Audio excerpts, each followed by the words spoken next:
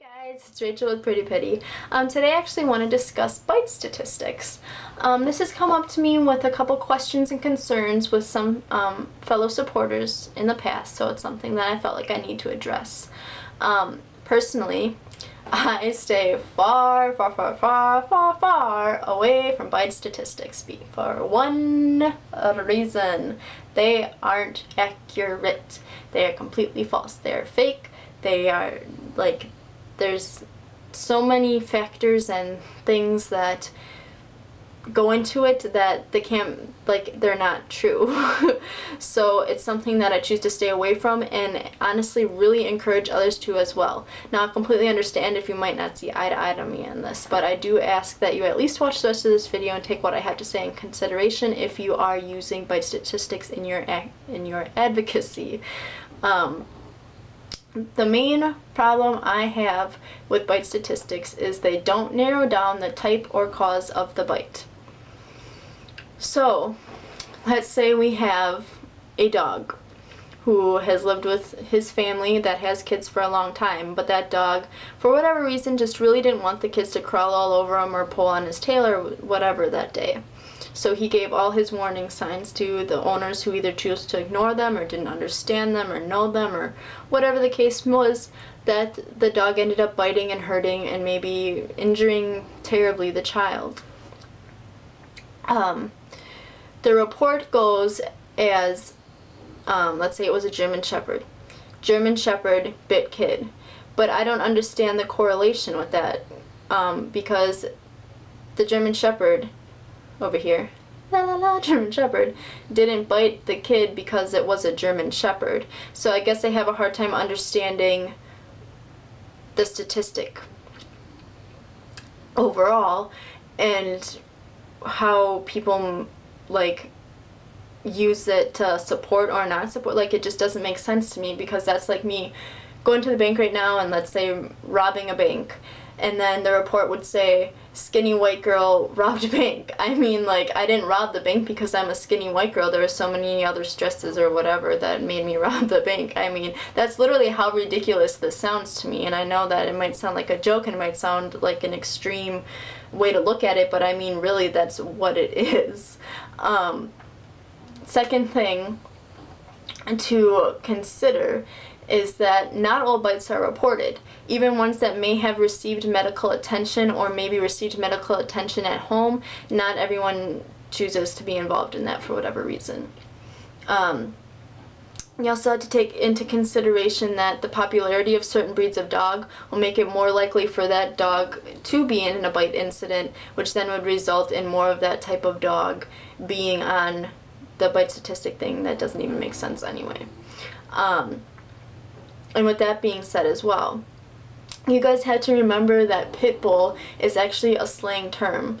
Well, and maybe you didn't know that, but pit bull is a slang term that actually covers 4 different breeds of dog. So if we have 5 pit bull bites, they could either be pit bull mixes, as with any other dog, it could be a mix of the dog, or it could be these 4 other breeds. So when people, even if you're looking at that and taking it seriously, pit bull could, I mean, it's so many mixes of dog that it's not really a fair thing. I mean, does that kind of make sense? Another thing to keep in mind, sorry, I'm kind of looking at my notes all awkward. Oh, there's a thing I'd like to bring up that, I don't know, it just kind of bugs me. Another reason that I stay away from this whole bite statistic crap, I'm just going to call it crap, is I've seen the argument and discussion take place several times, and it almost always never fails to go like this. You have the original discussion or status or whatever here that's either supporting or not supporting pit bulls, and then down here you have all this comments of lots of people who are extreme on either side. Then you'll have people break into bite statistics. And then you'll have someone over here who's for pit bull being like, oh, well, it's the multiple breeds of dog, and it's this and that, and it's not fair, and blah, blah, blah. Then someone over here, oh, and this is what always happens. people bring up, oh, small dogs tend to be more aggressive and bite, blah, blah, blah, blah, blah. They bite more. Then you have someone over here who's like, well, yeah, but when my Chihuahua bites, it's not mauling things and killing things and hurting the children and blah, blah, blah. And then always, every single time, just breaks into this name calling, catty, blah, blah, blah, immature, hoobla, and it's not bringing either side to a solution. It's just catty crap. It's like all maturity was thrown out the window. So, my response to that, by the way, if you are to get in even a friendly debate with the whole small dogs bite more and blah blah blah, pit bulls this and that, it gives me such a headache. My response to someone who would say that to me, if I chose to get into this argument, would be, there's lots of dog breeds out there that are strong, big dogs that we know are capable of hurting people. We understand that. We don't think all pit bulls are perfect. We don't think that pit bulls can do no wrong. We understand the strength of our dogs, and that's why we so much advocate for people to understand the breed of dog they're bringing into their home, as well as manage their dogs properly. So that's just something to consider. I mean, and why we consider want people to know dog language and body behavior and stuff like that, because yeah, it's just, you could go on in that argument, but I think it's just hoopla. Hoopla, blah, blah, blah.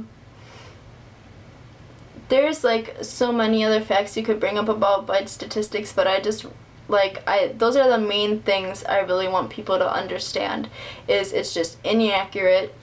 It really doesn't make sense.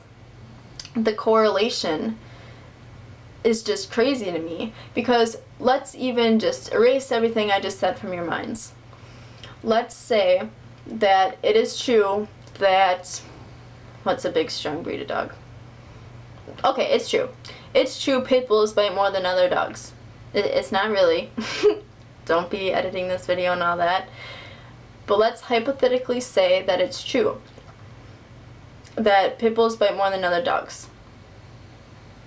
I have a hard time understanding why that matters, I guess, because the way I look at it is, so you're walking down the street and you have this idea in your mind that pit bulls bite more than other dogs, and you see someone with a pit bull, so now you automatically think that that dog's more likely to bite. I mean, I guess that kind of makes sense, but the way I see it is, if you have a responsible owner who understands dog language, she understands dog behavior, they understand the breed of dog they brought into their home and maybe some specific quirks about that individual dog, and then you have the responsible, well-handled, well-behaved dog to go with it. I don't get why it matters that there's so many other dogs out there that of the same breed that bite a lot, because clearly this dog in this situation is doing good.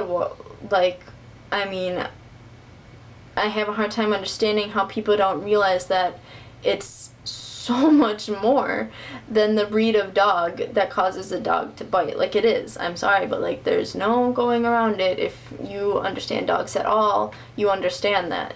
I just, honestly, the arguments make no sense to me. And I know this is a lengthy, blabby, all over the place, kind of eccentric video, but, I mean, I just encourage people to avoid it. And it's not because you don't want to accept the truth. It's not because, I mean, I just have such a hard time with it. It drives me nuts. My mind's, spinning right now. I just don't understand why you would want to use statistics that are inaccurate and don't consider everything.